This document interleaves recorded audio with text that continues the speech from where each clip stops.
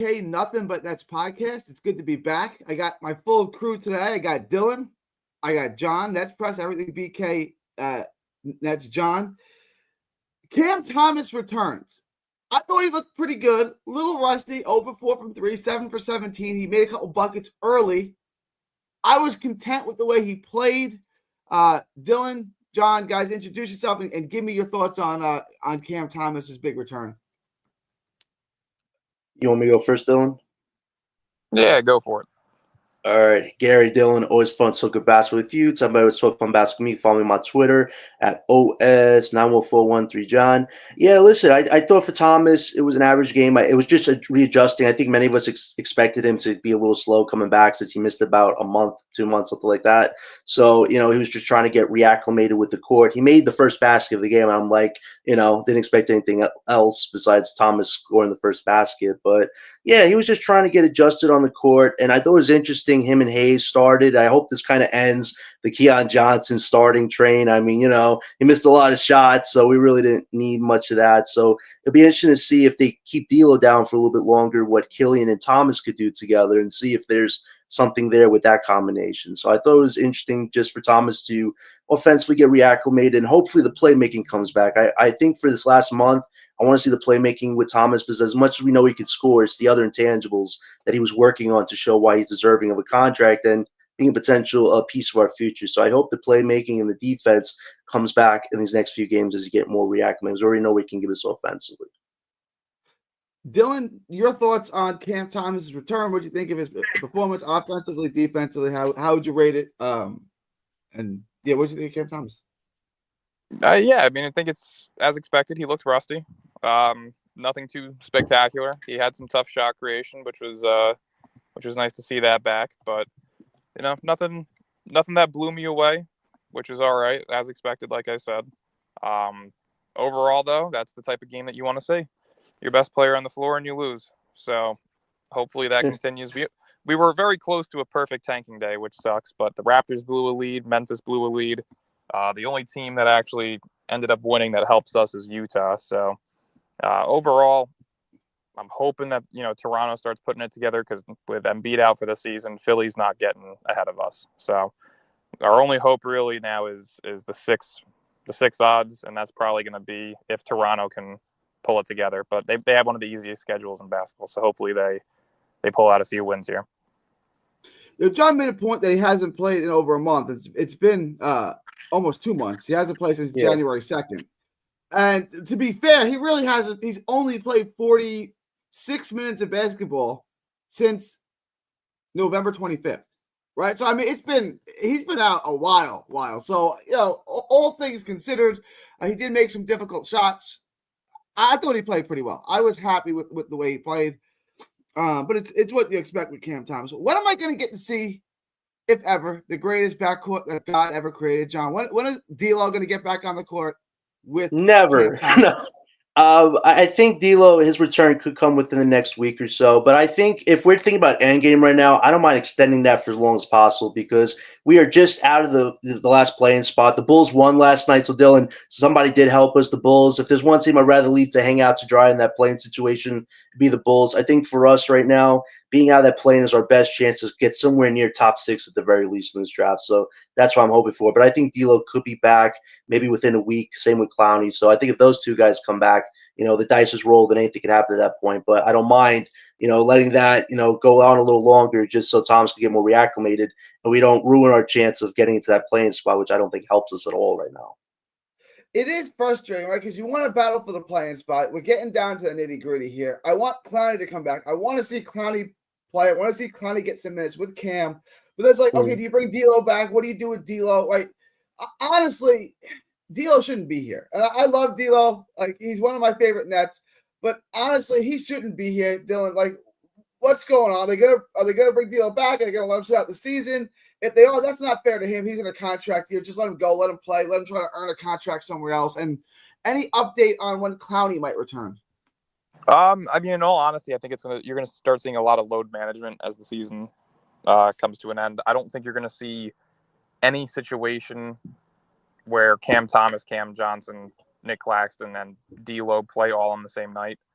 They're definitely going to try and keep one or two of them out as much as possible. With Cam missing so much time, you would have to think that he's going to play a majority of the games moving forward. But I could see players like D'Lo and Cam Johnson getting some load management here shortly. Overall, though, I think Noah Clowney will probably be back. I haven't checked the schedule, but I would assume within the next 3 or 4 games. D'Lo, I could see them extending that out to maybe 2 weeks, but I know he's being reevaluated in a week, so I would expect him to be back in about a week and a half, 2 weeks. And I don't want to beat this dead horse because we've been over it 1,000 times ad nauseum. But this is what's so frustrating about this roster. Like, you don't want to play Clowney with Cam Johnson and D'Lo. Like, you bring D'Lo, but why are they on the roster, Dylan? Why are they still here? Like, this is what's so frustrating. Like, this is the worst tank job ever. Like, I want to play Clowney because he needs to get more minutes on the NBA court. Cam Thomas needs to get more minutes on the NBA court. But if you play him with Cam Johnson and D'Lo, you might start winning some games, which is counterproductive. Why are they here? Like, this is the frustrating part. Like, do you need the answer again? Yeah. Sean Marks is a fucking idiot. There's no other way around it. The guy is a piece of shit. He is a horrible GM. There's no words or nicer way to put it. He sucks at his job. Simple as that. We talked about this, and he said if you went with a lineup of Keon Johnson, Cam Thomas, Zaire Williams, Noah Clowney, and then Claxton and Sharp at the 5, and you happen to win some games, so be it. If those guys developed ahead of schedule and they were winning games because Thomas was scoring 40 and Clowney was cooking and Claxton was blocking 5 shots a game, like, all right, it is what it is. But you can't have these guys. And I love D'Lo, but it's like, why is he here, John? Like, it's so just like what are we doing? It's just like Dylan said. I think when you look back at this whole season entirety, with the job that Sean and Joe did, it was very laissez-faire. They really didn't have any influence. I know they moved Dennis and Doe for potato chips and dealer jerseys, but that's not a really successful job. If you would have got rid of Claxton and Johnson, I'd be like, wow, Johnson and Sean, you guys are ruthless, man. You got rid of 2 guys who you said you liked, but you're willing to kick them to the curb because you realize our future priorities, our cap space flexibility, and draft picks matters more than those 2 guys' happiness. But unfortunately, that didn't happen. We kept Cam Johnson, which I think was a horrible decision. Because look at his numbers now. They're average, 14, 16 points. I feel like he should be sit down. He wants to sit somebody down the rest of the season. Johnson, his numbers are average right now. That's ruining value. If we still want to move off him in the offseason, or God forbid next year, you don't want him playing right now when his numbers are just average garbage right now. I feel like Sean and Joe don't know what they're doing. I think they don't have a set game plan. And direction-wise, they kind of left it all in Jordy's hands. And I think Jordy called an audible last night when he cut Zaire's minutes in half because we have another game today.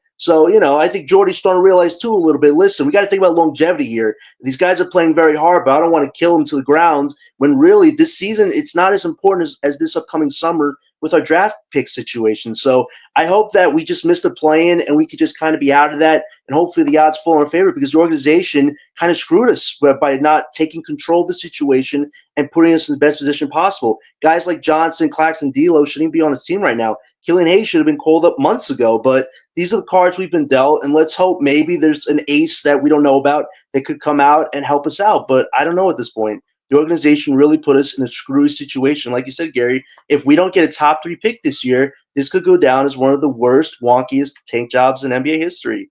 No other 2 ways about it. I've been so back and forth on this, right? Like, I was, part of team tank, but not happy about it, right? I complained about, like, when you vote for someone you don't like, right? Like, I'm still going to complain about it, but I guess it's the best option. Then I was like, a couple games ago, I was like, well, they're just going to make the play-in now, so let's just root for the play-in. And then you watch last night, and they get and I understand Portland's been playing better, and I understand Portland is way more talented than us. But Portland's still not a good basketball team. And they absolutely blow us out on our home court, start to finish. I know they cut it to 8 at some point, but like we were never really in that game. They blew us out wire to wire. And it's like it's on our home court against Portland. This team is helpless, right? Like it's as bad as it looks on paper. Like where do we go from here, guys? Like Dylan, I mean, they're in no man's land. They're terrible. If you don't think they're terrible, go watch last night's game. They're terrible. Yeah, they suck. Again, there's no nice way to put it. They created a roster that was meant to suck, and they are not sucking enough. Pause, whatever you want to say. They are not doing a shit job enough to where we need to be. It's as simple as that. They're winning meaningless games against good teams who are not taking us seriously. You see some of these teams who are at the bottom, like Washington, Charlotte, even Toronto last night. These guys are making games competitive, but in the final minutes, they throw in the towel. And that's exactly the game plan you were supposed to have. And instead, you were playing Cam Johnsons and D'Angelo Russells and Dennis Schroeder's within the last 5-6 minutes of a game and letting them win these games. That's just, Right. you can't do that. And notice how, once again, when this team doesn't have a mediocre point guard or better on the roster, they lose.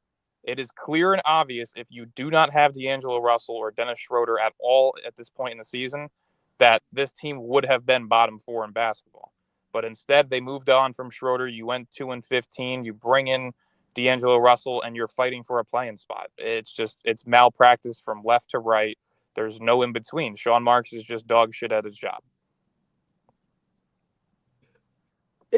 Nothing has gone according to plan at all. I was excited to root for the Tank, and then they got into that. They beat Houston back to back. They won a bunch of games. They beat everyone but Washington, which was intriguing, right? Like they beat Miami, they beat Houston twice. Like, okay, I guess I'm just rooting for the play-in at this point. Like, let's get one extra game. And then like they lose to Washington, they get blown out on their home court to Portland. It's like, this team is just as bad as I ever thought they were. Like, this team is horrible. Like, I don't really know where to go with this, but like, let's talk about a bright spot. This is something that should have happened a while ago. My boy Dylan's been calling for it for a minute now. Killian Hayes, stroking the three, running the point. Your thoughts so far on Killian Hayes, Dylan? Because you've been asking for this. I've kind of like, Killian Hayes, but he's playing well. Yeah, no, he definitely has. And just to give a heads up, I got to head out in 5 minutes. But he's looked very solid. I think, people shit on him so much, but forget that you brought in Zaire Williams for a second-round pick, a former lottery pick who had been dealing with injuries and inconsistencies in his game in Memphis, and you bring him here and he looks like a solid role player. The same case could be made for Killian Hayes, a former top 10 pick, a guy who had a lot of upside, never got the proper development in Detroit, just wasn't that good of a player over there. Like, the system didn't work for him. He's looked solid here. I would absolutely love to have him back on a 1 or a 2 year deal, especially next year. The whole point of next year is to be the biggest piece of dog shit in the NBA. It is as simple as that. You are fighting for AJ DeBansta. You are fighting for Darren Peterson, Cam Boozer, Noah Ament. There are 4 prospects in next year's draft at the wing position that genuinely could change your entire franchise forever. So next year needs to be taken seriously, and I think Killian Hayes is a nice part to that. It's not that he's bad at the game. It's just he's not good enough to win the games. But he's also a nice, fun, and exciting piece that could still develop. So I would bring him back next season. Certainly. I mean, let's see how the rest of the season goes. But yeah, so far so good from Killian Hayes. Let me bring LBL in. LBL wants to retire 44 jersey. 44 as in Derek Coleman? Well, not Keith Van Horn. Okay. Although I think today, I feel like Keith Van Horn gets a bad rap. If you want to start the I Hate Keith Van Horn fan club, I'll be your president. I know you will. I know you will. But I felt like he came. He definitely was talented, but I think that he came to a guy that just wasn't really that much into development, like saying Calipari. Remember Calipari was there. Yeah. Calipari, he blinked when Kobe's people said, "Don't draft me," right? Even though he had Kobe in for the workouts and said, "Man, this guy is fantastic." He really believed that, he went with the safety pick of Kerry Kittles because he was scared to really go with Kobe. We need to get to the bottom of this. You want to do some investigation? Did he want to draft Kobe and Kobe push back, or did he want to draft Kittles because Kobe was a high schooler? We got to get to the bottom of this, LBL. We got to get to the bottom of this. Yeah, I was thinking between Dylan and you and I, maybe what you can have is maybe one podcast a week, or maybe I should start it or something, and we could have like just like a Nets history or something like that, because I definitely would like to talk about the old times as well, but also find out what made all of the fans who come on here, like what made you a Nets fan and everything, Yeah. You should But anyway, definitely do that, Guys that are Elko. listening, let me just give you the brief history. What was it, 97, I guess it was, 97 draft? There was conflicting reports. There were two reports. One said that Calipari called up Kobe Bryant and said that we're going to draft you. Calipari got a call back from Kobe's agent within minutes saying, don't draft him. He's not going to play here. That's one account of the story. Mm-hmm. The second account is that they were going to draft him, but then they looked at Kittles and said, Kittles is more NBA ready. Let's just go with Kittles and not the high schooler. Either way, Kobe was very much on the board. Kobe was very much a guy being looked at. What happened there? I tend to believe Kobe, the Kobe called him back and said, I don't want to play here, although I don't want to believe that because I love Kobe. But that story makes more sense to me than just at the last minute we decided to go with Kittles. I don't know. I think the former, what you said about the Kobe thing, remember what you said? It was the agent. Yeah. So it was like, and you remember back then, agents had a lot more influence than the actual player. So a lot of times what it is, agents and teams are, and we see that now finally with the Leon Rose, with the Rob Pelinkas and everything. We see that it's kind of like an incestuous relationship that they have. So sometimes back then, they had much more influence over where players went, or they would strongly advise them. But I also remember that time when Kobe came to the Meadowlands, and they said, Steph gave him 50. Remember? No, I'm talking about when they asked him, would you had come here? Yeah, said, yeah, I would have played anywhere. I just wanted to play. So it's not far from his home. It's he grew up in Philly, so about an hour and a half drive. Like he would have played for the Nets, I believe. But, yeah. So it's a shame that Calipari blinked, but But anyway, I want to address this comment real quick. I want to address this comment from Mark. Yeah. I'll get back to it. If you're pro tank, you can't say Hayes is a good player and we should have had him all year because that suggests us having the even better. No, the argument is that he should have been playing and Schroeder and D'Lo shouldn't be here. That's the argument. If you win game with Hayes, it's an experimental thing. It happens. Okay. Right. But the argument is to have these experimental young guys on the team, not D'Lo and Schroeder winning you games, Mark. Seriously. I think Mark is getting a little confused because saying that Hayes is a good player doesn't mean that he's superior to Schroeder or to D'Lo. It just means that even if he's close to them, he's on the ascension and they're on the decline, right? So that's what it's about, developing the player. So I don't think anyone means like, oh, well, that would meant we. And plus, since he is more inexperienced than D'Lo or Schroeder, we would have lost a lot more games too, at the expense of developing him. But that's what this is supposed to be, right? A developmental season, yeah.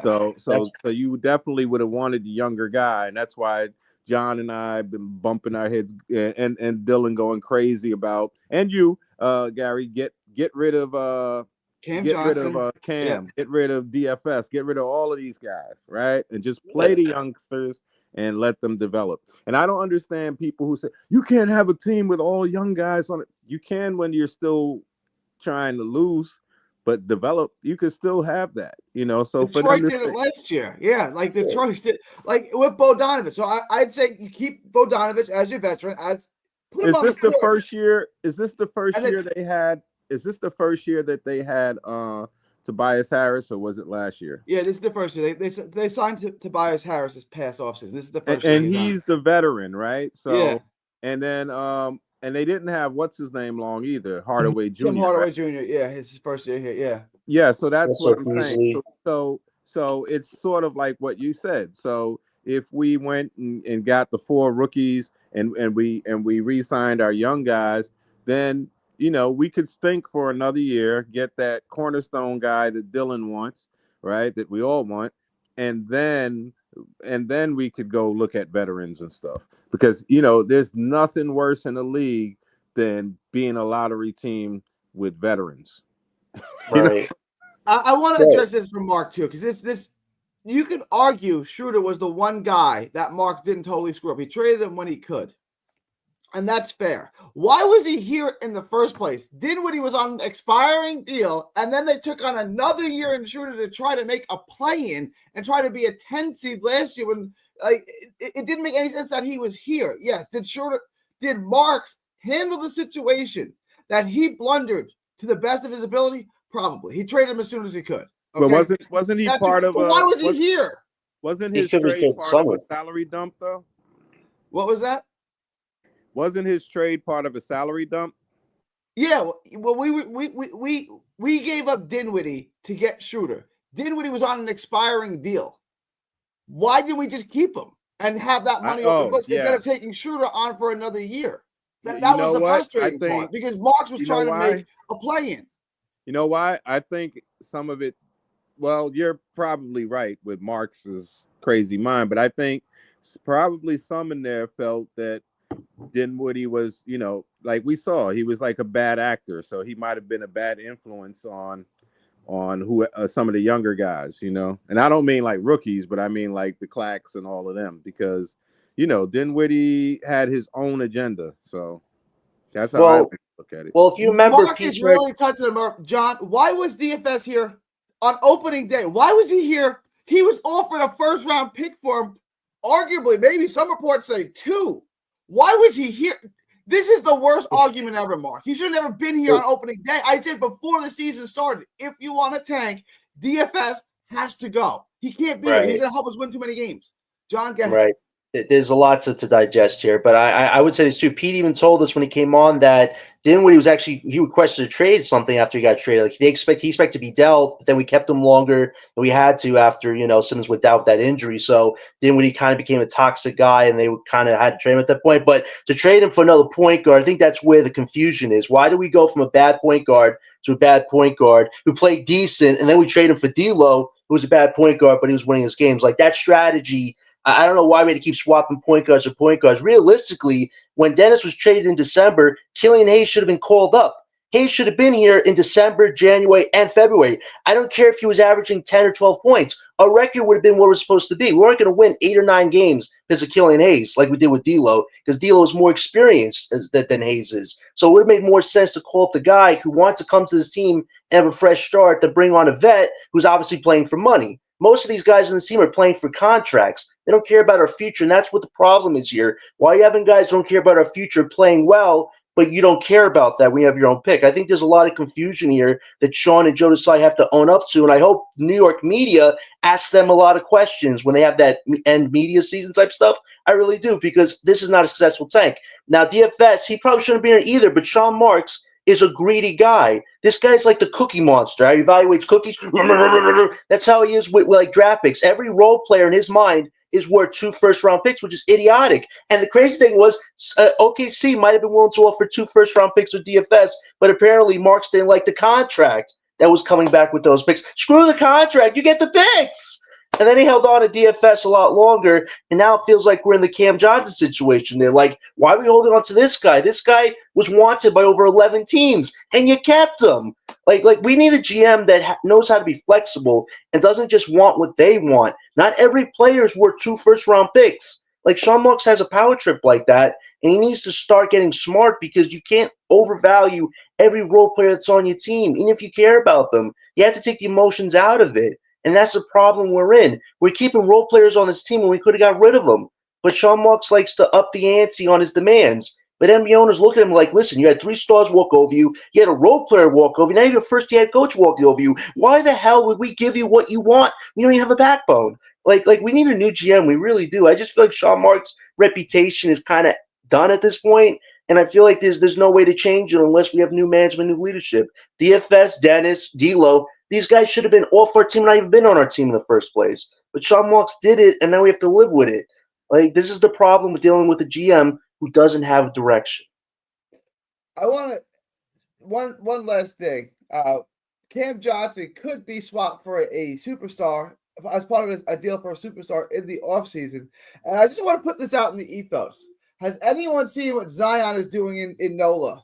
He's absolutely killing it. He's averaging 25, 7, and 8 in 28 minutes a game. You guys still don't want to bring him here? Wait, who? Zion. 25 points, 7 assists, 5 rebounds in 28 minutes a game this year over in New Orleans. You guys still don't want to bring him here?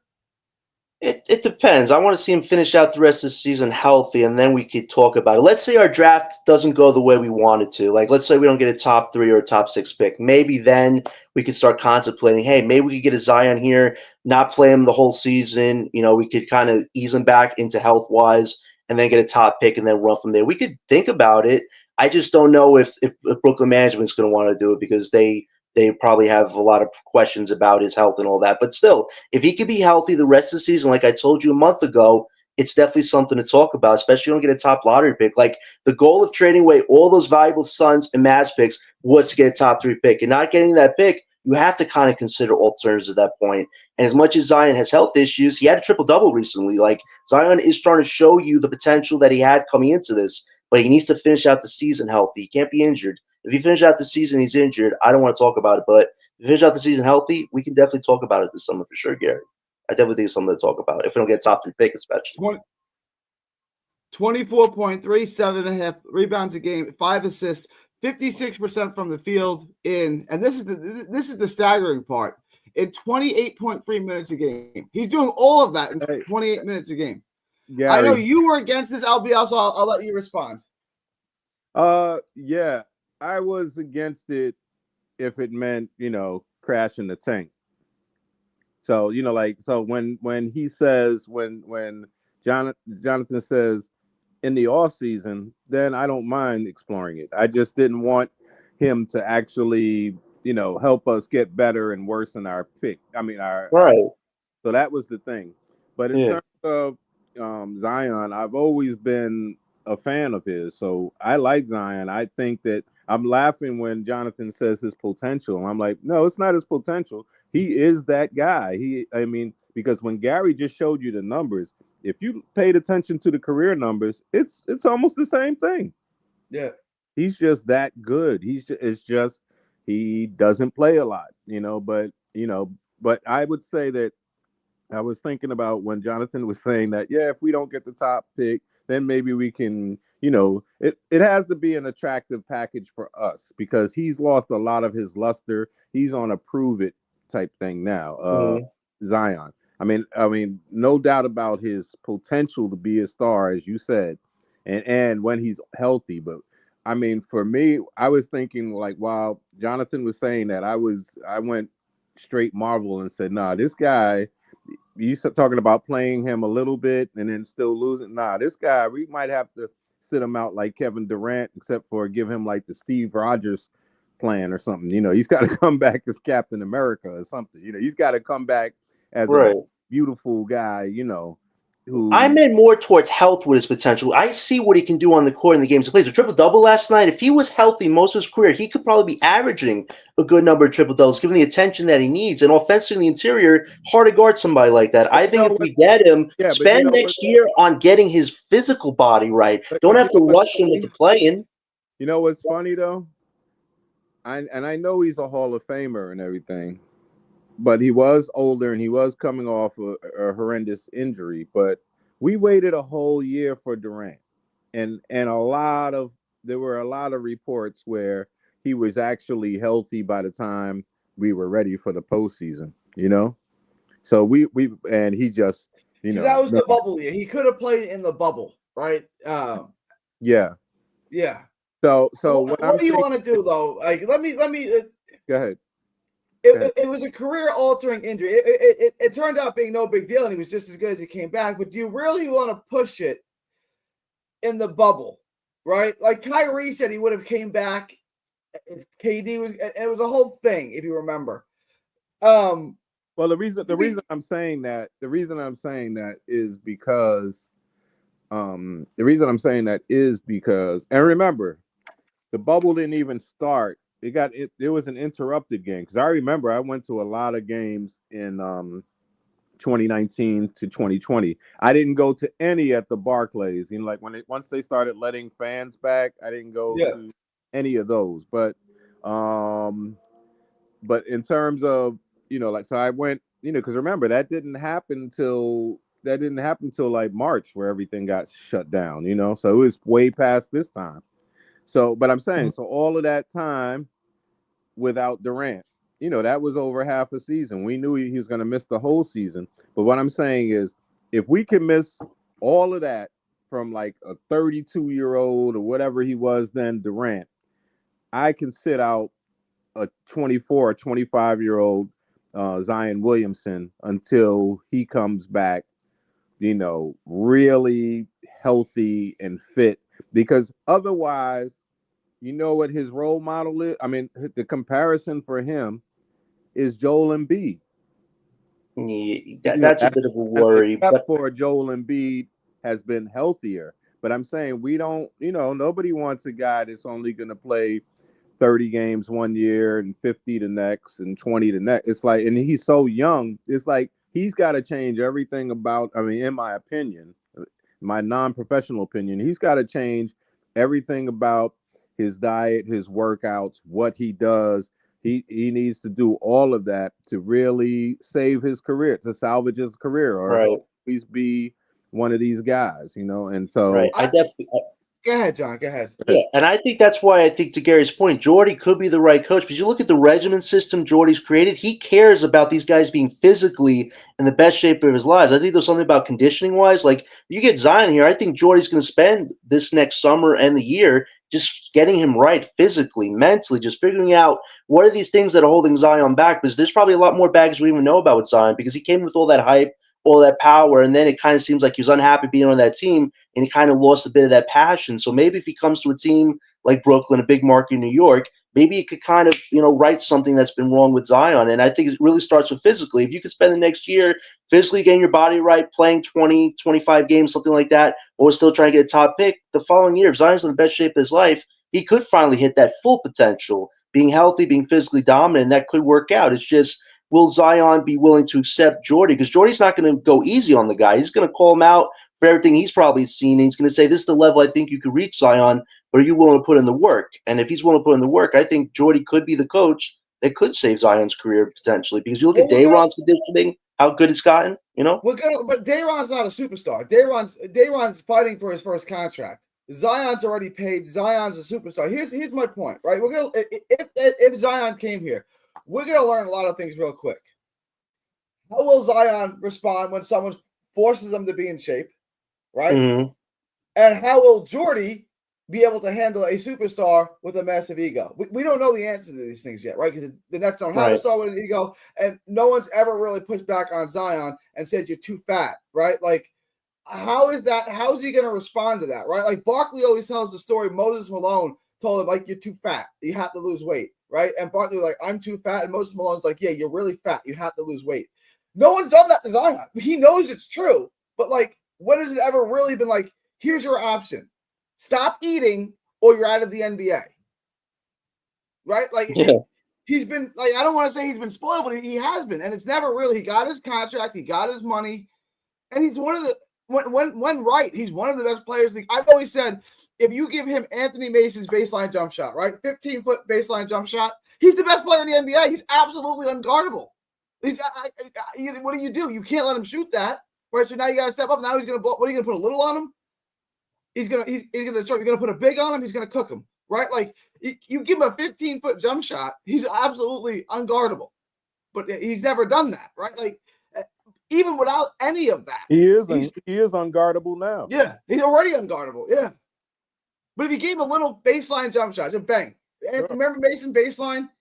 You give him that jump shot. What do you do with them? I don't even care about the three ball. Just give him something in the mid range that you have to contest. What are you gonna do with them? Yeah, it's a gamble to take on Zion, but at the same time, the environment, he even said it. That's why he fired his agent. He hates being in the Pelicans. He feels like that's not a good market. Feels like it's not where they really can create stars because of all the injuries they dealt with. But to the same point, though, if you go to a big market like Brooklyn, you go somewhere else that's a big market, you're expected to be in the best damn condition possible, like Gary said, and take the ego out of it. Like, if Jordan could get through to him, to get that ego out of his system and get the body right, Zion could be one of the best players in the league, but it's a gamble nonetheless. But if there's a way to get off a Claxton Johnson contract, take a gamble on Zion where the money is not owed the next 3 years, and he can show you could get his career right, maybe that's a gamble that could pay off. But I think it depends on how we draft, though. If we don't get a top 3 lottery pick, I think it's something to talk about at least this summer with Zion, because I don't think he wants to be there anymore. I think you look at the writing on the wall. They got rid of Ingram. Is Zion really going to want to rebuild something with Trey Murphy and Herb Jones? Probably not. So it's definitely something that could be on the table this summer. But see, wherever he goes from now on, he's going to be part of a rebuild because a competitive team is not going to want him, right? Sure. So wherever he goes from here is either if he stays in New Orleans, they're rebuilding. If he goes somewhere else, it's going to be a rebuilding team. LBL, your thoughts? Yeah. I just want to push back a little bit on who cares what he wants. I mean, really, that's been the problem so far. Is everyone cares what he wants? The problem. I'm saying so we can't excuse him. The reason New Orleans is bad is because he hasn't been playing. If he'd have been playing all that time, they would have actually been good, despite everyone else. He's the most important person on the Pelicans, and he hasn't been playing. And so. He can't say, well, I'm not sure what direction they want to go. It's you're the problem. You're the fault. And I'm saying, unless you're going to admit that, even privately to him, because that's what you have to do, then you're messing up everything. So he doesn't get a choice, man. It's too much, and I might sound like an old head about too much player empowerment or so, but it's not that it's empowerment, it's the acquiescence, like the all of this crazy stuff where they give in to too much, and it's like, come on, he's been a very, what he is, he's a talented player, but he's not really a great player until he plays more. So right now he's just a talented player, and he's going to follow the role of a lot of guys because I was trying to, even as Gary is saying that and recalling the Barkley story, but you have to remember, Moses was already on the 76ers when Boy Gorge or the Cisco kid, Tower Pizza, right? Yeah. Right? The mound of rebounds, right? When this fat Auburn guy got there, he was, so he was already on there. Dr. J was on there. So you got two really professional guys who had already won without you. So that's a lot of different things. What Moses was telling him is, even if you're the 4th pick, you're not going to play that much unless you can show you could play, because they're about contention, And so that's what it was. So with him, it's a little bit different. And Barkley was older because by the time he was drafted, he was 21 already, And so, Zion was still a teenager when he was drafted. But I was trying to think of, man, who actually, outside of that Barkley thing, because I know that's the immediate one, but I'm trying to think of who actually started out fat, got in shape, and then actually had a long, productive career. And I can't think of, and what's a funny thing? I kind of got a soft side, and like most of my adult life, until I hit like 40, I was slim, I was skinny, right? After that, it's been a struggle, but I kind of have a soft spot for certain chubby guys. Like I was an Oliver Miller. Oliver Miller, he's from Fort Worth. That's my homeboy. I love Oliver Miller. Ate himself out of the NBA. That's what I'm saying. I was always a guy that liked big guys who showed they could still play. Even this guy that was just on Memphis recently, was it Ken Lofton Jr.? Yeah. He had a lot of post game. He had a lot of game, but I guess the coach didn't feel like it fit for him, so he gave up on him. I think he's maybe in Orlando's G League or something like that. Is that where he is? I figured because he had some talent. I think he's kicking around somewhere. Is it G League? Yeah, okay. I think he's in the G League for them. But what I was saying is, so I always had an affinity for, actually it's just guys who could play, and I can ignore the chubby or whatever. But see, that's the thing, when it keeps you from playing, because Oliver Miller was way more out of shape than Zion, but he still played, right? they might have sent him to a fat farm a few times, but he still played, and he played center for a conference. In the finals, right? For a finals thing. So I want to I hear you. Like, I come from a sport where like you have to be in shape at all times, right? Like, you don't know when you're gonna get a phone call. You may get a phone. You fight for 2 weeks. Like, you got to be in shape, right? All right. That being and I said, like, know, and to be a fair, if lot of Zion heavyweights Williamson, weren't in shape. yeah, right. Like, But you and know there's what? two You types know of what? shape. You There's know what? You sparring. know what's the funniest thing? I want to hear what you're saying, but the funniest thing is, I think it's when you're in those lower classes, you have to be in shape. Because if you're not in shape, you could cost yourself money with the deal, right? Like if you're fighting at middleweight, but you're showing up at 175, Right. take the weight. But I'm saying the thing is, if you really notice, most of the guys that had the most trouble, like from when I followed boxing heavily, like from the 70s to the 90s, most of the guys that always had the problems were the heavyweights because it's just 201 plus. You know Yeah. what I mean? And so you didn't have to, as long as you could knock people out, you didn't have to be in great shape, But go ahead, go on. Let George Foreman finish your thought when you say you have to be in great shape. Right. You have to be in shape at all times because it's a sport. You get a call. We need you to fight in 10 days. You want to get paid? Yeah, I want to get paid. Okay, you got to fight in 10 days. All right, so I got to be in shape at all times. And to be fair, if I was a gym owner and Zion Williamson was my fighter and he walked into my gym, I would tell him to get in shape. And if he kept walking in fat, I would say, Zion, get out of my gym. Right? You're not taking this seriously. I like you. You're a nice guy, but you're wasting my time. Get out of my gym. So I do feel kind of hypocritical when I say the Nets to trade for him because, like, you saw his market. No one really wanted to trade for him. Like, there was no market for him, right? And I'm admitting, if I was the gym owner, if I was the trainer, and he came into my gym, I'd say, I like you. You're a nice kid. Please get out of my gym. You're wasting my time. I would. That's what I would tell him. Like, if you can't make weight, you're not a fighter. Period. Right? Like, you gotta be in. These guys. He's 24 years old. He's in that absolute. Why is he so fat at 24? Like, take this seriously a little bit. And I got a question for you. Well, maybe because we don't know, we don't go as deep as the scouts and the teams were, but because they might have went into his whole family history. They like, let me look. Is your family a bunch of the clumps or something? Or let me see. Is there diabetes and heart disease and all that in your family tree? I'm sure they go through a lot of that type of stuff because they're investing millions in this person. But when you're saying that about him, and I'm thinking, not only is he so young to be out of shape, but then also it's like, come on, don't you want to play? Don't you even want to play? Because if you don't want to play basketball, and because I was wondering, I had a question for you. Do you think that a lot of times, like outside of foul trouble, the reason he doesn't play a lot is because it's a stamina thing, or do you think it's just the extra weight?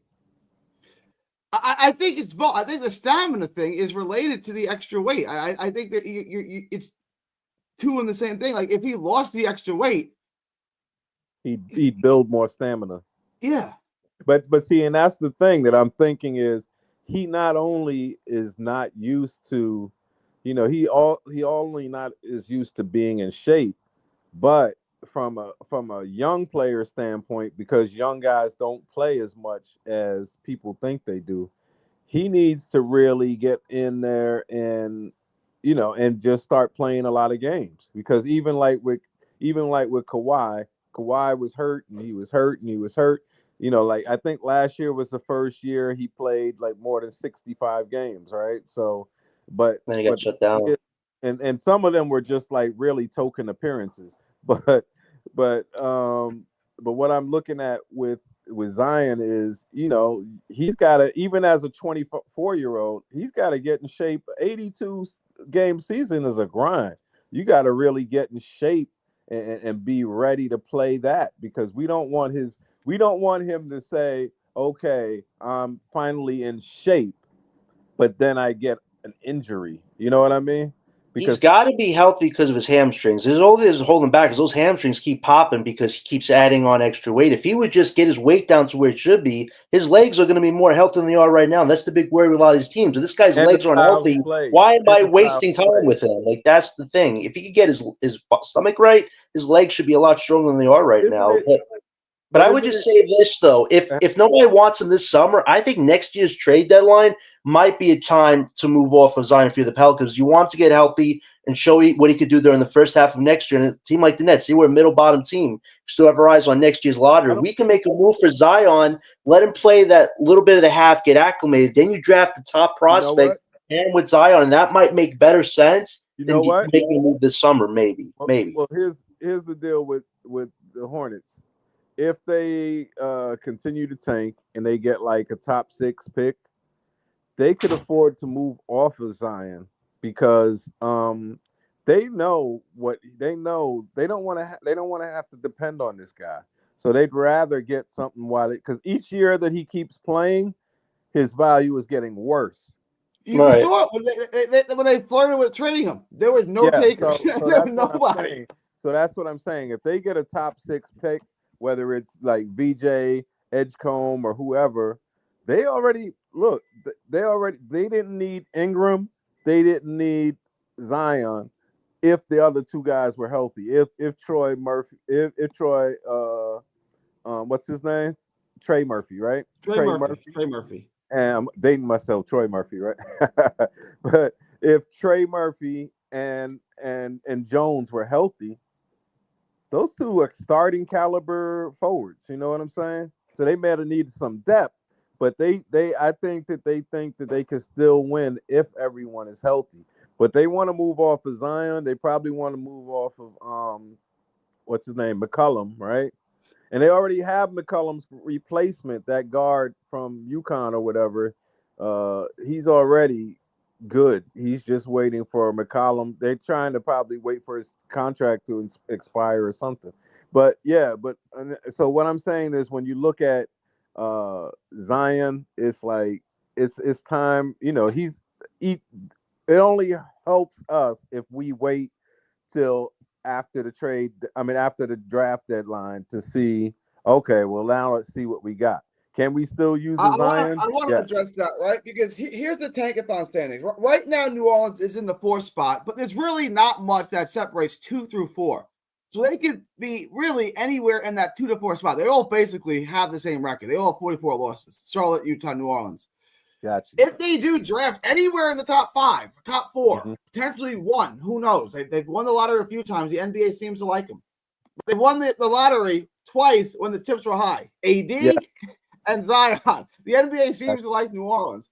So if they're drafting in the top 3, do they just trade Zion? Like, I don't want Zion here with whatever star we're bringing in. Like, I think that's what happens. I think that's exactly what happens. Like, if they get a guy who could actually start at least by 2/3 of the way in, one of these top guys, if they could actually be a starting player, I think Zion is out of here. And I think that they know that they're not going to wait for the season to start before they know that. So I think they're just going to say, man, what's the best deal we can get for Zion? Because, it's harder to trade a guy like right now because of the way everything is set up. It's easier to trade a guy in the summer than it is, because what it is guys want, like a greedy Sean Marks, as John would say. They want the most bestest deal they can get.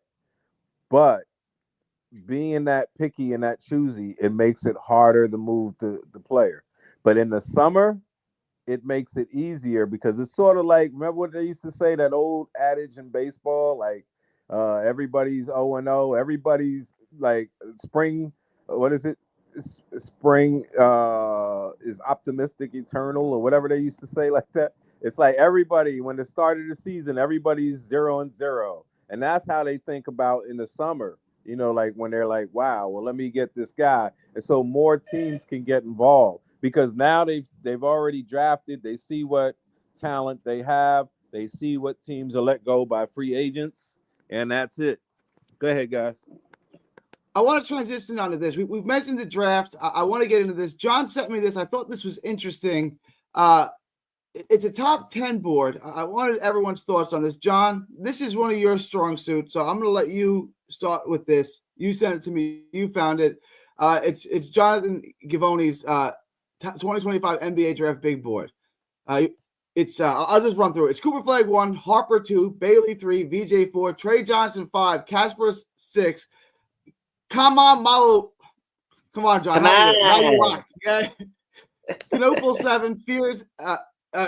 Canopal 8, Fears 9, Igor 10. John, your thoughts on this? Yeah, it's very interesting. I think with Harper potentially being drafted second, I mean, I think it's definitely a possibility. I mean, before Harper kind of got injured, he was having arguably the best college season out of him, Cooper, and Ace, just because his offensive numbers were so damn good. So he's kind of made a case where it's like Ace probably needs the most development out of Harper and Cooper right now. Both Harper and Cooper look very game ready. They have different skill sets. Like, they're ready to go right now. Whereas with Ace, he might need a year or two to physically get more acclimated and to get his offense more unpredictable. So I kind of feel like the 2 or 3, it could be a realistic possibility where Harper could get drafted over Ace. But at the same time, what sells tickets more? The guy that looks super tall and can score a lot of buckets versus the slightly smaller guy, but offensively could kill it. You know, Ace still might go second just because a team might really want to get the ticket sales going there. But I think it's possible, though, that Harper has made the conversation that he could be drafted over Ace. So I think that'd be something to monitor on draft night. Edgecombe, he's really risen up the draft board the last few weeks and months. He's really showing you what he can do. I definitely think he has a strong chance of going at 4. Trey Johnson, he's probably one of the best shot creators in this whole draft, and I definitely see him around the 4 to 5 bracket for sure. So I feel like that top 5 could realistically happen on draft night. Cooper, Harper, Ace, Edgecombe, and Johnson's being top 5. After that, it gets very interesting. Kasparis, I feel like I haven't watched much of Kasparis. Yeah, talk about Kasparis. Yeah. I know he plays for Illinois. I haven't watched him. I haven't seen much from him. Everything I'm getting a gist is he could do a bit of everything. He's a point guard as well. Like, I feel like point guards in this draft are going to be very important to a lot of different teams. Him in a game? Not a lot. I've seen a lot of everybody else, but he's probably the one I haven't seen the most of. But in a lot of different draft boards, he could be as high as top 7, or he could be as low as top 11. I feel like he can fluctuate. He's a good player, but he could shoot, he could pass, but he's not really. He has no quick twitch muscles, so he uses a step back 3 to get open to get his shot off. But he's not going to drive by anyone, and depends on who he plays. He might end up playing like the 3 in the defense because because he's not going to be able to stick with any quick point guards. So but he's a good player. He's a good player otherwise, but like he's better than Joe Harris. Right? He's more of a combo guard. I mean, like, I know that some people will, like, if you try to play him at the point, it's probably he would be good in the half court, but I don't think he's really that good, like getting out there and running and stuff, So he's a half court player. Okay. Right. Yeah. And then I think in this, in the mindset of a lot of people, they just want, so I'm not saying he can't be an all-star. Let me ask you a question. I want to ask you. You said he creates his own shot by using the step back, and I just does he have a mid range game, or is it all step back 3s and around the basket? Does he have anything in the mid range? He doesn't. He hasn't really shown that because most of the time he is using his muscle and stuff to get to the hoop and stuff, and he's got a handle. But it's harder for him to, like I'm saying, I'm looking at when he plays the most athletic people in his league, and it's like it's a little bit tougher to get by them. And if anything, if we're not gonna have, like, I guess the way I'm trying to simplify it, the way I'm trying to look at it is, if we're not gonna have a skills advantage at the position where we're drafting the guy, then we better have the athletic advantage, and then he'll develop the skill as he comes in. We need skill, though. I think that's what makes Ace. That's what makes Ace look like a lot of teams will take Harper. I mean, a lot of teams will they might jump and get Bailey because Bailey has the higher ceiling. Right. And you know, Bailey it's has the just higher ceiling. Dylan Harper looks like a Cade Cunningham sort of, like a lefty Cade Cunningham. But you know what's interesting with Casper is he kind of seems like he's a lesser version of Edgecombe. As Edgecombe is showing the athletic ability, but he has scoring within his system. You know, some people say he has you three say level scoring Casper is? potential. No, Casper? I'm saying yeah, Edgecombe and Casper's could be a little similar because Casper's lacks the skill set that Edgecombe possesses, but he has athletic ability. He just needs to develop skills. I think that's why he's been going up and down the draft board because some people want the skill set more than athletic ability. Common Maluak, I could see him around the 7-8 bracket. I think he's the best center in this draft. I think Derek Queen offensively could be slightly better than him, but I think most teams probably want to go with the 7-footer that they could develop and be an actual big to counteract other bigs in this league. So I feel like he's definitely gonna be around there. Con Knipple, I mean, I'm not very high on the guy. He's a solid scorer, but we want to aim high in this draft, and I feel like that's just a depth piece for us potentially. And then Fears has probably been I call him the lightning bolt. He's really come out of nowhere in these last few months to really rise up the draft rankings. He's a solid young guard. He's got offensive potential. You know, the fit with him and Thomas could be interesting. So he's definitely somebody to monitor. And then Yegor Demon, from our previous conversations, a lot of people say he's fallen down in the draft, but I keep saying it's the end of the day. 6'8", 6'9" height with passing vision. You can't teach that. The offense needs to develop more. So I think Yegor could be taken by a team that looks past the offensive flaws and looks at the height and the passing ability so that he could go anywhere, I think. But I don't know about 10, though, so we'll see. But I like this draft board. I think 1 through 5, this guy really hit out the park. 6 through 10, I think, could be very debatable because Derek Queen, I think he has a shot at getting in this lottery. I was surprised Derek Queen was left out. Those are the two lottery. names, Derek Queen and Asa Newell. Are the two names I thought would be on the list and weren't. Mm-hmm. VJ has got himself back. VJ was a guy before the season started, everyone was very high on. Then he kind of fell off, and now he's gotten himself back into the top 4. It's kind of like the unanimous. Like he's going 4 on every draft board now. Athletic is sexy, right? Yeah, I don't love his offensive game. Like I watch him a lot. Yeah. He plays in Baylor. He plays here. Yeah, I'm not like I'm impressed with this. Does he give you Oladipo vibes? No, I don't see Oladipo vibes. I think Edgecombe could surprise a lot of people. I think offensively he could come around if he was on Jordy's system. I think Jordy can get his defense. Because defensively, Edgecombe's really been showing that lately, and Jordy wants that. I think the offense would be a lot more crisper in a team like Brooklyn. I'd be willing to take a gamble on with the 4th pick. I think he could be a wild card potentially. Well, I wouldn't want, and you see what I know somebody was saying this. Who is it? My great hype man, love him, big fan Breezy. With the Jordy's doing this. So hopefully you'll look at this and hear this. But I'm like, yeah. So like when he's saying Jordy wants, two-way players, and I hate that term, two-way players. Basketball players. Let's just call them basketball players. Yeah, exactly. So, but he wants guys that can play defense too. So when we're looking at this, that would probably eliminate Con Knuppel and Trey Johnson. And Trey Johnson and Kasparis Jakunas, that would probably eliminate them because, but Trey Johnson has a long wingspan, so does Marks love him automatically because he's got a long wingspan. Agor is not gonna guard any point guards, though. You know what I'm saying? That's interesting, right? Because of his size and his like. But you know what? I hate that. I shouldn't say hate, but I very strongly dislike that when Jonathan and other people may say like, yeah, but he's 6'9" and he's a point guard. How can you pass that up? It's like, didn't you just see Ben Simmons? He's not Ben Simmons though. Yeah, but no, I'm not Ben talking Simmons about. No, I'm not coming into the league was. No, I'm not talking about aggressiveness. I'm not talking about Ben Simmons like head games and unhealthiness and that. And his reluctance to shoot, but I'm talking about can he generate enough offense as a point guard? I believe he can, and we got to get taller. This is the question I want to ask, right? Mm-hmm. So we mentioned Zion before, and would you trade Zion's 24? He'll be 25 next season.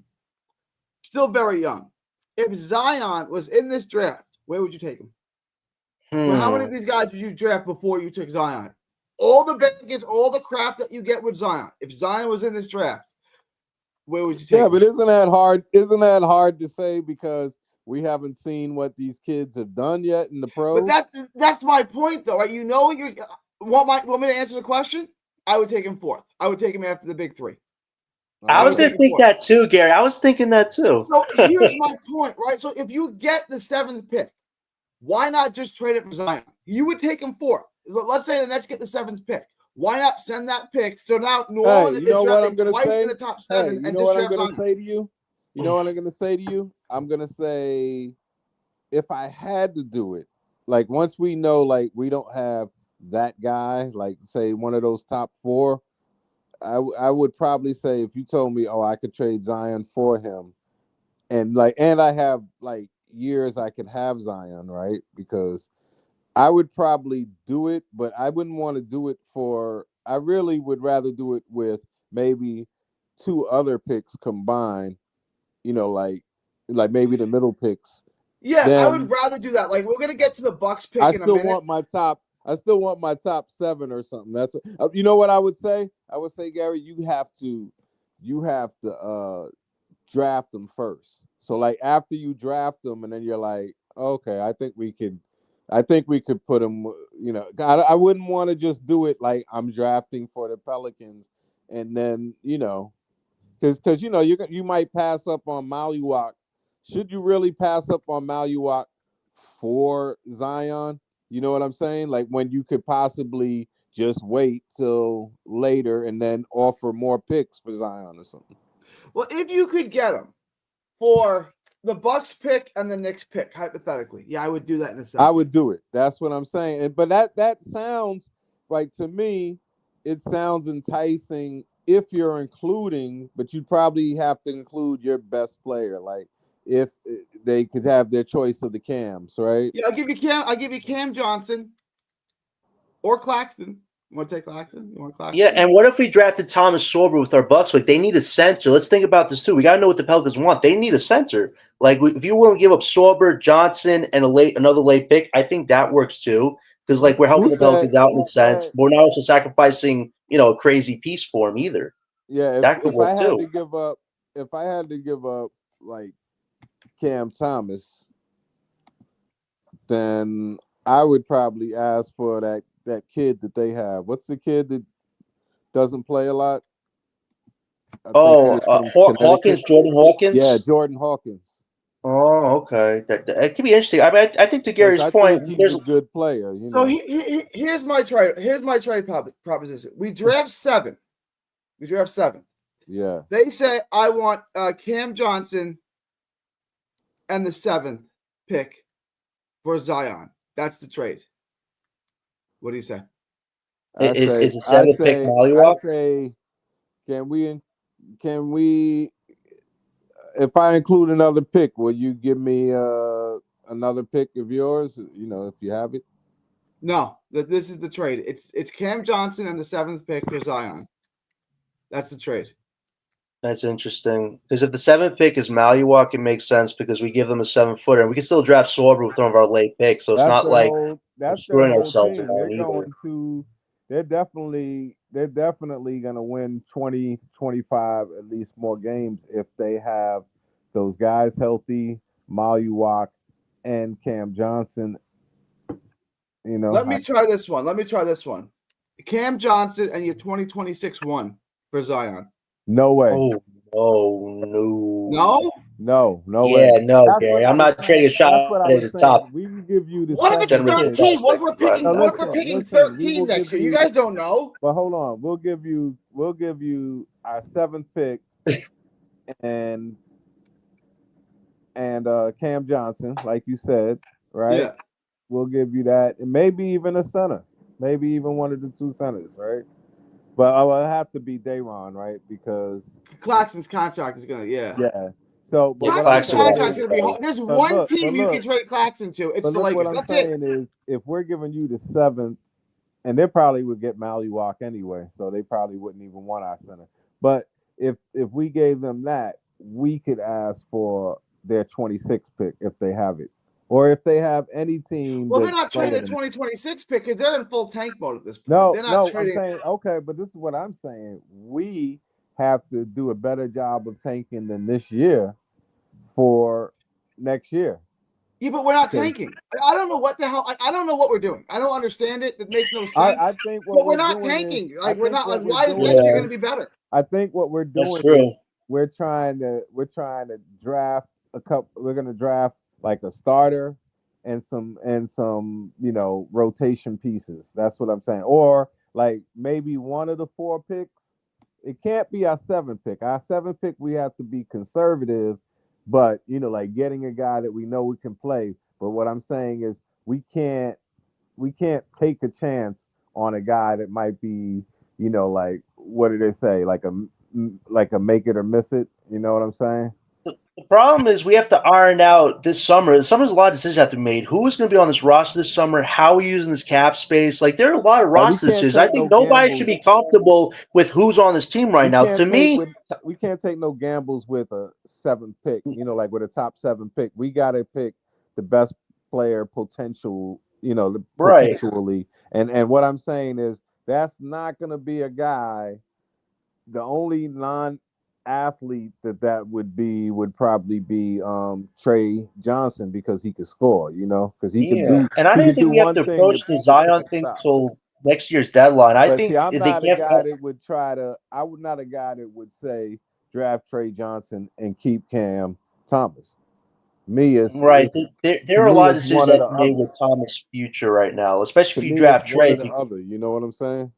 Yeah, I I'm think not. Thomas's future is going to be such a big part of this whole process because say you draft Trey Johnson or say you draft Darren Peterson, a scoring guard. What is Thomas's role? He's scoring guard right now. Like if you draft either one of those guys, how does Thomas stay on this team? Like there are a lot of if we draft very well, I Yeah, feel like Thomas is the one that's going to suffer the most. It's not because he's a bad player. It's just because if you draft really high talent and Thomas has to move to a bench role, he doesn't want that bench role, then you yeah. have to kind of make big decisions like that. I feel like Thomas's future is going to play a big part in who we draft as well. So and I hope we draft high, but that should always be the goal. But if you draft building block pieces with your 7th pick, I think that extends Thomas' future until you see a star out there that you really want. Like there are a number of ways to go about this. I just hope our management this summer builds out a core somehow. We need a core. We don't have a core right now. I mean, you can say Thomas and Clowney are part of this core, but everybody else is fair game if I'm looking at this logically. So we really need to be serious about this But summer. Gary, there also will be a big pushback if we get Zion and then he doesn't freaking play. I mean, not because we're not, but I'm saying he gets But hurt. like this is what I'm saying. All right, yeah, I'm talking about trading the 7th pick, which according to this thing, it's Kasparis. If you get Kasparis, what does that do for your franchise? Oh Basically, Not a no, whole lot. but see, Gary, I'm not disagreeing with you there, but I'm saying, yeah, it would have to happen after we already know the name. You get what I'm saying? It can't be beforehand, like yeah. Well, you'd be drafting for them, right? Like that's yeah. yeah. Like, So it can't be before them. So you would have to, you're not like what I'm trying to say is you're not trading the pick before the active draft. You know what I'm saying? Because well, you know well, why? you would But have to suppose draft somebody for like them, what's right? his Like name so. fell to 7.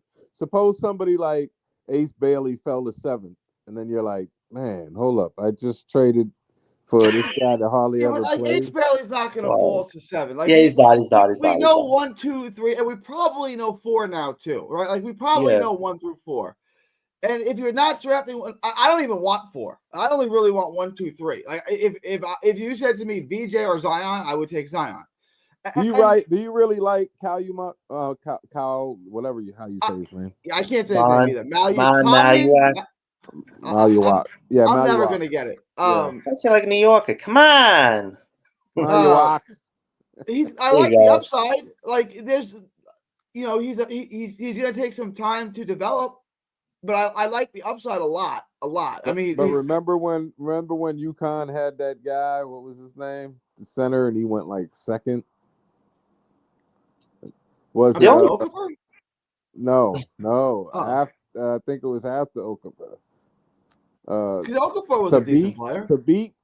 To beat. Yeah, he was horrible. Oh Yeah, gosh. remember he Yeah. was like a number 2 Hassan to pick. beat, right? That was his name. Oh Yeah. gosh. The only thing is, would Marks He was Keep like come on draft night? He's a but he was 7-footer. Marks this has shown you guy's he's more scared of athletic those than guys, him. unfortunately.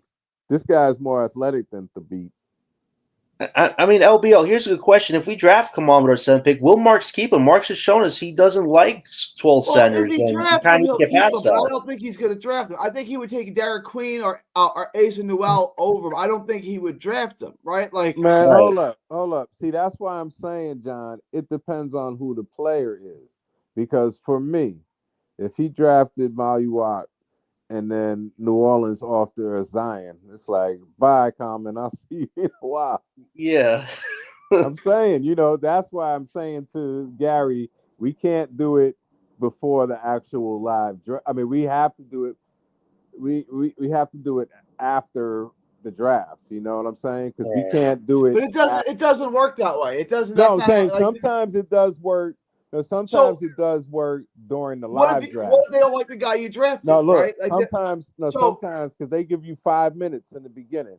So yeah, that's what I'm saying. Right? You couldn't make the pick and then say, "I don't like the pick. I want to trade." Yeah. Yes, so that's what I'm saying. That's During that, you'd have to say, "Okay." And they and are, now, and they are. the on Nets the would phone. then like we drafted Kyle Kuzma. We drafted him for the Lakers. I forget who it was. Yes. But yeah, we're drafting for someone else. That was the D'Lo Brook Lopez deal, right? Yeah. But that's what I I'm think so. saying. They're on the phones. They show you live that, oh yeah, they're on the phone. So if you're like, man, this guy wanted at 5, man, this guy wanted at 6, but now at 7, I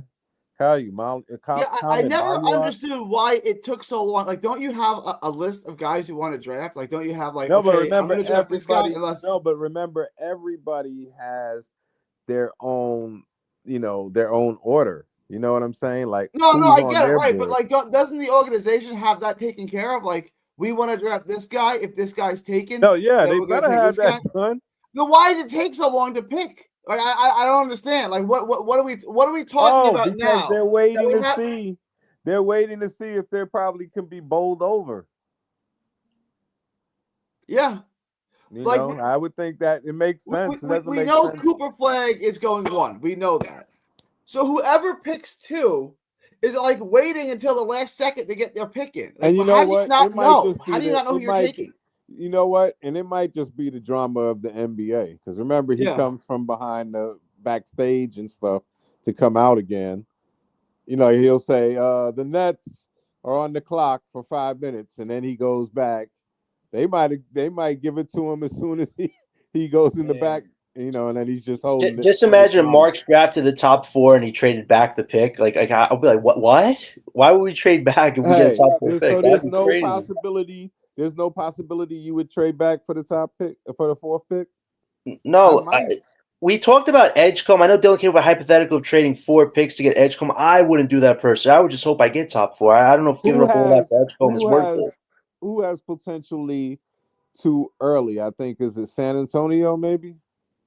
San Antonio's pick is around 10 or 11, I believe. Well, I want to transition to one more topic, right? I want to get to the Bucks because the Bucks pick is going to be a wild card here because it could go anywhere. It could be 16, it could be 24, right? There's so many teams competing in that range. If the Bucks pick turns out being better, I mean, in the top 20, 18, let's just go with 18, which is possible. It's very much possible. That becomes a lot more valuable. Right. What do we do with that pick at that point? Do we sit and do we package it and try to move up? Maybe, yeah. That's what I'm saying. Just sit and pick? You got to be active when it's live. You know what I'm saying? You have to be active when it's live because you don't know. You want to get the best possible choices for your team. I definitely think it's something to consider. And, there are a lot of teams on the Bucks here. The Bucks have 2 back-to-backs this week. Like, if all these other teams behind them are just winning games and the Bucks lose 1 or 2 of those back-to-backs, that's a huge shift right there. And right now you got Clippers, you got Warriors right behind them.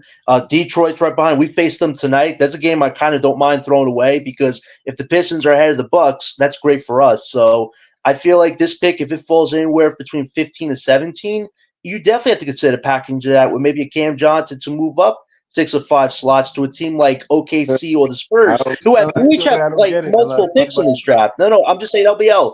Let's call it what it is. OKC and the Spurs. They're both teams that want to contend in the near future. OKC is definitely contending right now. Spurs want to contend in the future. Those are two teams who could have picks around 9 through 12. Let's say that Bucks pick is around 15 to 17. We pair that with a Cam Johnson to get one of their picks that they draft. That's a win in my book. okay. We get rid of Yeah, Johnson's if contract. We it's a cash in team that that's pick, and we move up. That would be a so good you're way to talking utilize about that to a pick. contender team. You're talking about and you're saying because they might have somebody else's high pick, right? Yeah, let's say the Yeah. Spurs get So, Derek Queen, and we want Derek Queen. I'll give the Bucks pick. I'll give a Johnson or Claxton away right now to get Derek Queen if the Spurs had that pick. Like that's what we should be you thinking mean about. one of the later picks plus that person? Yeah, get But the see, later picks too.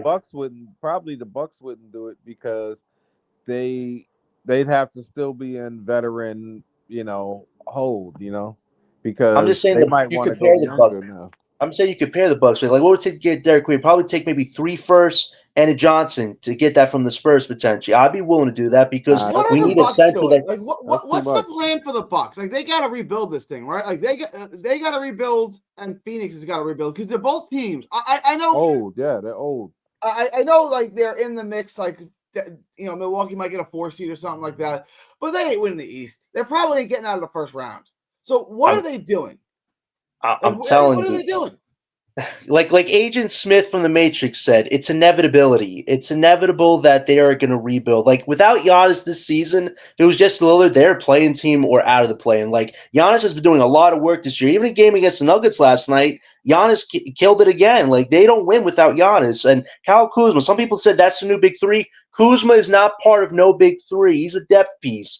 Like the Bucks have no other moves. If they don't win a title this year or make the Eastern Conference Finals, there's a high chance Giannis is going to ask his way out the door, and by that, the Bucks have to kind of break it up. And Not to mention, Damian Lillard has a $60 million option coming up this summer. If they pick up that option, there's no real moves to make at that point. It's a player option. It's a player option. Yeah, so right. Pick it They're up. picking it up. They don't have a choice. I mean, Yeah, unless they opt out of a 60, which is not good. That would be insane. The only way he doesn't pick it up is if they renegotiate and he gets like a 2-year 80. They don't want to give him that. I mean, let's be honest. They don't want him for how another year. Yeah. How old is Lillard right now? He's 35, can be 36. They're in no man's land. So they have to. It's going to be 34. He's 33, right? It's going to be 34. But like he's declining. He gives you nothing besides offense. He's 34 already. Right? John was right. He's 34. Yeah, see, I try to remember my ages, but I just think he'll be 35 next season. When the season I think if they don't win this year, which we all kind of expect, I think Giannis will start asking the question: what are the moves this summer? And if there are no moves, it's just keeping Dame as the move. I think Giannis can say, "Listen, guys, I'll give you some time, find a way to get me off the team." And then they got to trade Dame as well. I think the Bucks have to hit the reset switch. I hope there's a market for him because if it's a market for him, it'd probably be a team that's already a playoff contender. It's not going to be like some team like us. Talk about Giannis. We need too much. Yeah. So you give the only teams that I know that could be the only teams I know that are interested in Giannis right now could be Miami because Miami has assets, they have movable pieces, and maybe OKC. That's it. Us, yes, but we're not there yet. You don't think Indiana would love to have him? Giannis doesn't want to go to Indiana. Giannis is going to have his say where he goes. As much as the Bucks are going to have control over what type of assets they get back, Giannis didn't get him a title. He played in the Midwest, and Indiana is a big basketball state. Did you hear that Halliburton? I want to transition to the schedule real quick. Then I got to wrap this up. I got like 10 minutes. I got to wrap this up in 10 minutes. All right. So the rest of the schedule for the week, the upcoming schedule, we got the Pistons tonight. That's probably a loss. At San Antonio, no Wemby. That could be a win. Home for the Warriors. That's probably a loss. And then Hornets. We'll stop there. I don't even know what to make of this season anymore. I could say it could possibly be 2-2, possibly 0-4. What do we make of this? And will we know the direction of the team after this kind of little run here? If they win 2 that they're going for, right? If they go 0-4, what's the direction? I don't even know anymore. Like, what are we doing here? Like, these are the next couple of games. After this, what are we doing? Are we trying to win? Are we going to see D'Lo again? Is it a full tank? what's the process here? I'll close out with you, John. Let's see. They're playing the Spurs. You got the Pistons tonight, then the Spurs, then the Hornets. So there's some winnable games here. The Spurs have no Wemby. The Hornets are god awful. Like there's some winnable games here, but then there's also games you can't win. Like Golden State, we can't win. I don't even want to win 3 out of 5, much less 2 out of 5. But what are they going to do? I know, like you're going to lose to Detroit. Okay, given. I think this is a winnable game. Lakers. You're probably going to lose that game. This is a winnable game. I think we're going to lose to the Warriors, and I think we're going to lose to the Pistons. I'm not sure. So 2-2. I'm not sure about the Spurs and Hornets because I feel like the Spurs and Hornets are tanking. You see, this just keeps us in hell. It just keeps us in purgatory. You know what I'm saying? Like, what are we doing? Definitely. Like, what is this? This is what's so frustrating about this. Out of those 5 teams, I see 3 teams that want to win, and I see 2 teams that want to lose. The 10th team is us, and we just want to win. Here's my point. Okay, here's a loss. Okay, great. 4 losses in a row. Oh, here's a win. Here's a loss. Here's a win. Here's a loss. Here's a loss. Oh, okay, look, the tank's back on. Then we get Chicago in a game we have to lose, and we win. You know, like you know what I'm saying? It's just when like what this is, and you know I'm exactly right. That's exactly what's going to happen here. Are you kind of like trying to call on like Tanya Hart or something? I don't even know what to root for anymore. I feel like we've missed our chance. We've missed our chance at the big 3. Now we're going to miss our chance. I don't even know what we're doing. Like, this is the most frustrating season I've ever had. John, close us out, John. Talk to us about what to expect in these next 2 games. Nah, of course, right. I'm not going to break any knees. Yeah, first off, great show, Gary and LBL. Listen, I think the best way to describe the season is very unpredictable, very all over the damn place. I would say what this is right now, I'm not going to call this even getting back to tanking. I'm going to call it damage control. We have a lot of damage control to do right now, and I'd rather just lose as many games as possible. These last 22 games we have, 23 tonight, going to be 22, and just let the Bulls take the playing card. Let them be that one team to hang out on a hook right now. As long as we're not in the play-in, we have a chance to get, at worst, top 6 right now, regardless of what the record turns out. So as long as we're out of the play-in bracket, I feel decent about our chances. I think top 3, that's a lick of a player right now that we're hoping for. But top 6, I think, is potentially reachable for us. But, don't bring D'Lo back soon right now. Let him rest. I would shut down Johnson. Give me average numbers. I would let Killian Hayes get as much minutes as possible. Give him a standard contract. Stop with the 10-day bullshit.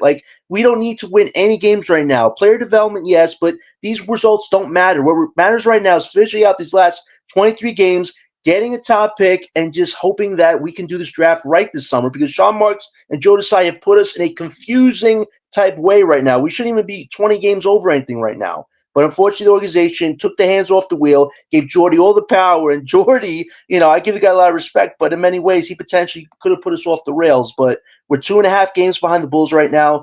Let's hope that cushion grows a little bit more. And I really hope we don't beat them on that day we face them. I really do. But right now, for us, as long as we're out of the play-in, we have a shot of getting something decent in this draft. So as long as we miss the play-in, I think we have a shooting chance. I don't understand why we did this then. Why did we have this? We're gonna get the 7th pick. At tanking, man. He's just horrible. That's what. So if he's horrible at tanking, yes, and he's horrible at trades, and he's horrible at assessing his team, what is exactly is he good at, and what gives you guys any confidence that he can rebuild? That's what I never understood. What makes you think Sean Marks, who can't build out a roster, who can't tank, who can't make trades, who can't assess his team?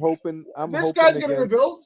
I'm hoping against hope. I'm hoping that. That's what I'm saying. Okay, that's not a plan, though. Just go get Zion there, and we'll be decent.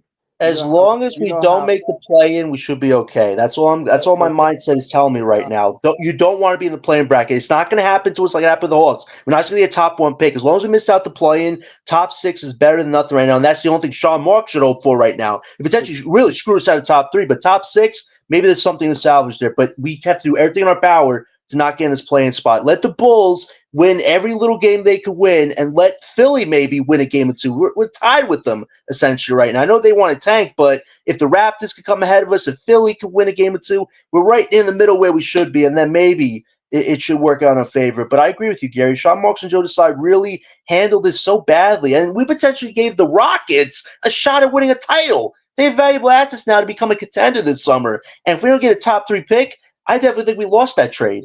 If we don't get a top 3 pick and the Rockets make a move for a KD or Booker this summer, I don't think we won. I think Sean Marks still has to I pack don't the bag care. at that point. I don't care what Houston does, right? Like the trade was for me to get our picks back and start to rebuild. Yes. And like now, if we made Houston them wins the better, though, championship, Gary. I don't care. Like I that's know, but fine. Gary, we keep making other teams better. Boston, I'm Denver, not all these other concerned teams about are better other because we teams. I'm help not- them some way. I'm not That's a concerned about- problem. But they're on the I'm not other con- side, so we just Yeah, have to get better.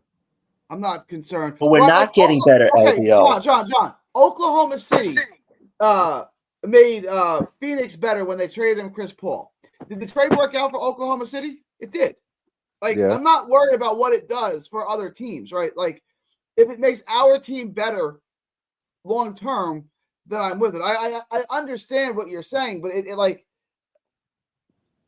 now we traded 4 picks for 2, and the 2 picks aren't even going to be any good. So it's like none of this made any sense. Like, That's what I'm saying. It doesn't make sense. Why are we helping other teams out again and again, but our team just gets worse and worse? That's what's got to change. We need this team to actually establish consistency. I'd rather look back at a season in Brooklyn where I can say, I'm proud of what the team did this year. Everything made sense. But ever since Marks and Joe took control, every season doesn't make sense. We look like a tender one year, then we look like a joke the next year, and then we look like an even worse joke the following year. Like, I'd rather have a season where management did everything in their power to make it a good season, and we haven't hit that market. That's all I'm saying. I don't care if the other teams get better because of what we do to them, but what matters is are the results looking better than the previous year, and they're not right now. That's why this summer is so damn important, and what frustrates me is the organization didn't take it that serious. They're banking on hope and a prayer right now because they gave Jordy all the power in the book to run this team, and it could potentially screw us. Yeah, to you me, know it's quite how obvious there is no plan. Like you know the how plan wasn't to Gary- tank. The plan wasn't to win.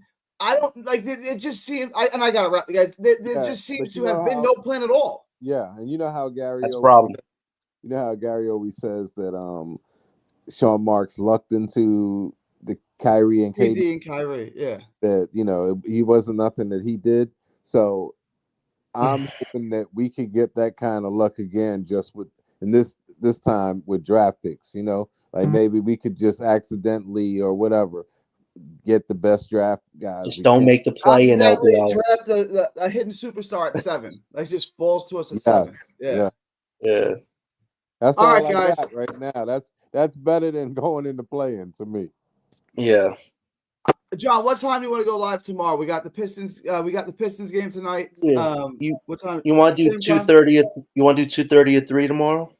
I could do whatever time. I got church early tomorrow, so I could do. Yeah, I could do this time. I could do whatever works. All right, let's do 1 then. Let's do 1 o'clock tomorrow then, if that works out for you. Let's do 1. All right, sounds good. He's all right, guy. All right, be good, y'all. It's I want. All right. Well, if you love the Nets, vote for Johnny Boy. I got you, Johnny. We're wrapping now, guys. It's March 1st. Wow, it's March 1st, 2025. From Texas to the world. Thank you, and God bless. peace.